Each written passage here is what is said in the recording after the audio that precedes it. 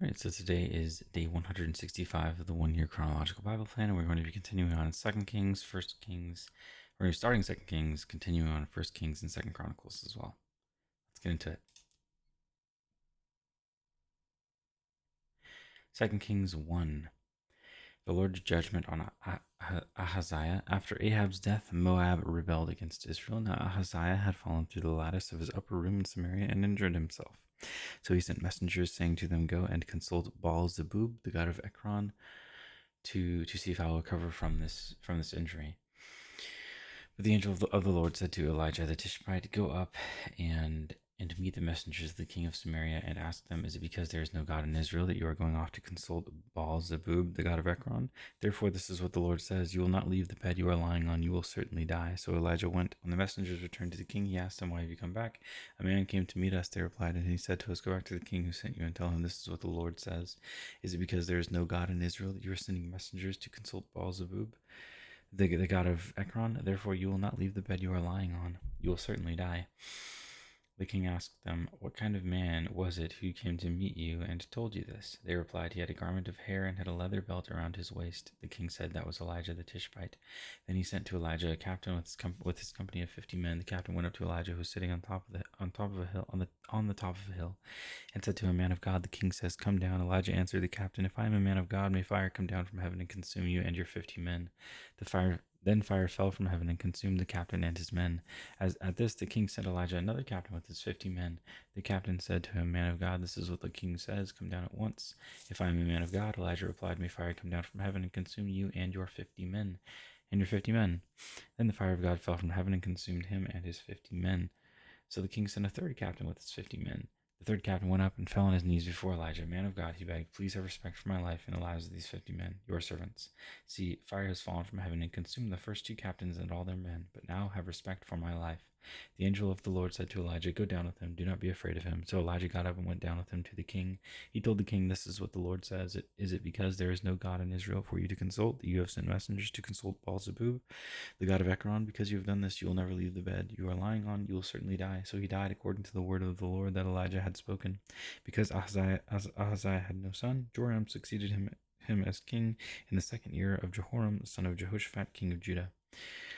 As for all the other events of Ahaziah's reign and what he did, are they not written in the book of the annals of the kings of Israel? 2 Kings 3. Moab revolts. Joram, son of Ahab, became king of Israel in Samaria in the 18th year of Jehoshaphat, king of Judah, and he reigned 12 years. He did evil in the eyes of the Lord, but not as his father and mother had done.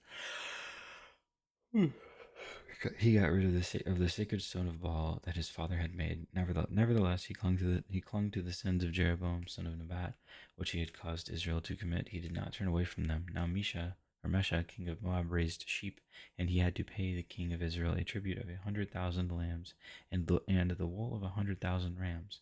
But after Ahab died, the king of Moab rebelled against the king of Israel. So at that time, King Joram set out from Samaria and mobilized all Israel. He also sent this message to Jehoshaphat, king of Judah. "King of Judah, the king of Moab has rebelled against me. Will you go with me to fight against Moab?" "I will go with you," he replied. "I am as you are, my people as your people, my horses as your horses."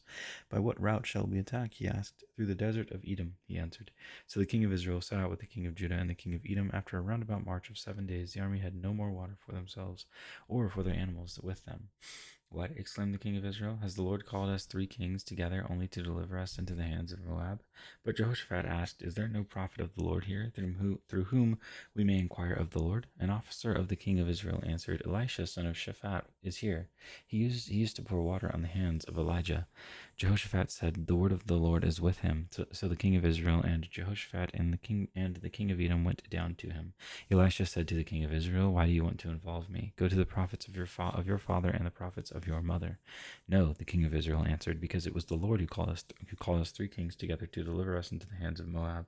Elisha said, "As surely as the Lord Almighty lives, whom I serve, if I did not if I did not have respect for the presence of Jehoshaphat, king of Judah, I would not pay any attention to you. But now bring me a harpist. While the harpist was playing, the hand of the Lord came on Elisha, and he said, "This is what the Lord says: I will fill this valley with pools of water. For this is what the Lord says: You will see neither wind nor rain, yet this valley will be filled with water, and you, your cattle, and your other animals will drink. This is an easy thing. This is an easy thing in the eyes of the Lord. He will also deliver Moab into your hands. You will overthrow every fortified city and every major town. You will cut down every good tree, stop up all the springs, and ruin every good field with stones." The next morning, about the time for offering the sacrifice, there was water flowing from the direction of Edom, and the land was filled with water. Now all the Moabites had heard that the kings had come to fight against them, so every man, young and old, who could bear arms was called up and stationed on the border. When they got up early in the morning, the sun was shining on the water. To the Moabites across the way, the water looked red like blood. "That's blood," they said. "Those kings must have fought and slaughtered each other.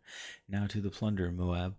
But when the Moabites came to the camp of Israel, the Israelites rose up and fought them until they fled. And the Israelites invaded the land and slaughtered the Moabites. They destroyed the towns, and each man threw a stone. They destroyed the towns, and each man threw a stone on every good field, until it was covered. They stopped up all the springs and cut down every good tree. Only Kir Hareseth was left with its stones in place, but men armed with slings surrounded it and attacked it. When the king of Moab saw that the battle had gone against him, he took with him 700 swordsmen to break through to the king of Edom, but they failed. Then he took his firstborn son, who was to succeed him as king, and offered him as a sacrifice on the city wall. The fury against Israel was great. They withdrew and returned to their own land. 1 Kings 22:41. Jehoshaphat, son of Asa, became king of Judah in the 4th year of Ahab, king of Israel. Jehoshaphat was 35 years old when he became king, and he reigned in Jerusalem 25 years. His mother's name was Azubah, daughter of Shilhi. In everything he followed the ways of his father Asa and did not stray from them. He did what was right in the eyes of the Lord. The high places, however, were not removed, and the people continued to offer sacrifices and burn incense there. Jehoshaphat was also at peace with the king of Israel. As for the other events of Jehoshaphat's reign, the things he achieved and his military exploits, are they not written in the book of the annals of the kings of Judah? He rid the land of the rest of the male shrine prostitutes who remained there even after the reign of his father Asa. There was then no king in Edom. A provincial governor ruled. Now Jehoshaphat built a fleet of trading ships to go to Ophir for gold, but they never set sail. They were wrecked at Ezion-Geber. At that time, Ahaziah, son of Ahab, said to Jehoshaphat, "Let my men sail with yours," but Jehoshaphat refused. 2 Chronicles 20:31. So Jehoshaphat reigned over Judah. He was 35 years old when he became king of Judah, and he reigned in Jerusalem 25 years. His mother's name was Azubah, daughter of Shilhi. He followed the ways of his father Asa and did not stray from them. He did what was right in the eyes of the Lord. The high places, however, were not removed, and the people still had not set their hearts on the God of their ancestors. The other events of Jehoshaphat's reign, from beginning to end, are written in the annals of Jehu, son of Hanani, which are recorded in the book of the kings of Israel. Later, Jehoshaphat, king of Judah, made an alliance with Ahaziah, king of Israel, whose ways were wicked. He agreed with him to construct a fleet of trading ships. After these were built at Ezion-Geber, Eleazar, son of Dodavahu of Marshah, prophesied against Jehoshaphat, saying, "Because you have made an alliance with Ahaziah, the Lord will destroy what you have made." The ships were wrecked and were not able to set sail to trade. 1 Kings 22:50. Then Jehoshaphat rested with his ancestors and was buried with them in the city of David his father, and Jehoram his son succeeded him as king.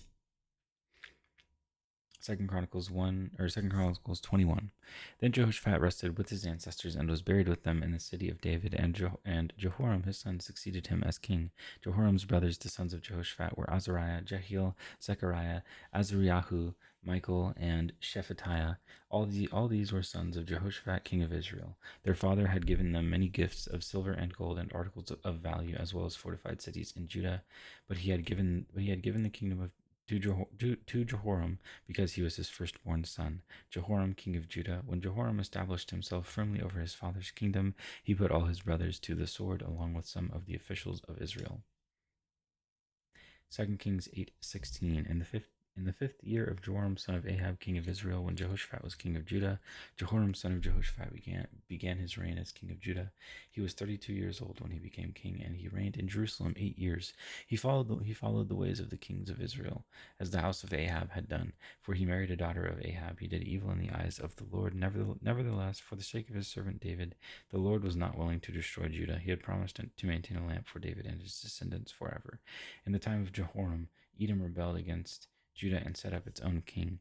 So Jehoram went to Zair with all his chariots. The Edomites surrounded him and his chariot commanders, but he rose up and broke through by night. His army, however, fled back home.